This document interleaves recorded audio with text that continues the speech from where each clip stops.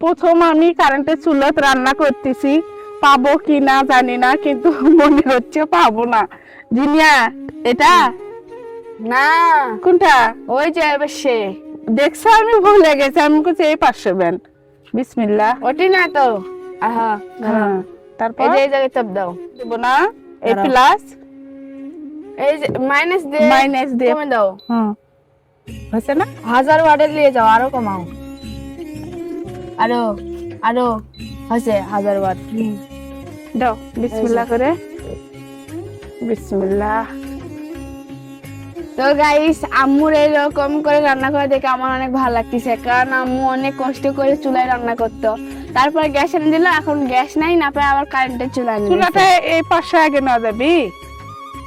দাও।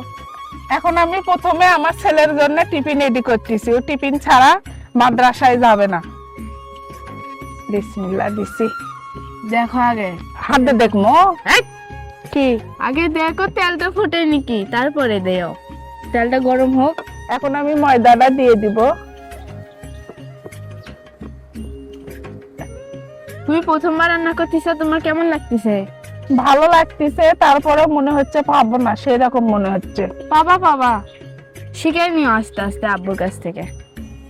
তারপরে আমি তো আছি তোমাকে সাহায্য করার জন্য। গাইস, আমি উল্টাতে পারতেছি না, ওই জন্য জিনিয়াকে দিছি। জিনিয়া দেখি কি রকম পায়। জিনিয়া দেখো, এটা দিতে আরেকটার উপর যায় পড়ছে গাইস। বাটি হয়নি, বাটিটা একটু বড় লাগতো।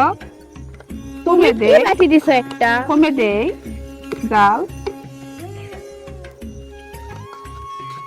ওয়াও, তারপরে পুড়িয়ে গেছে, বড় হয়েছে মনে হয়। আপনারা দেখেন, আম্মু কিন্তু এটাতে ভালো করে চাপড়া গুলো বানিয়ে দিল, আর এখন আমি খাচ্ছি।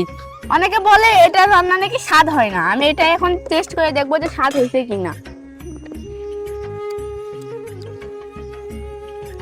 ঠিক আগে যে এরকম আম্মুর হাতে রান্না ছিল, এখনো ঠিক সেই রকমই আছে। কি ভালো হয়েছে? হ্যাঁ, স্বাদ তো ঠিকই আছে।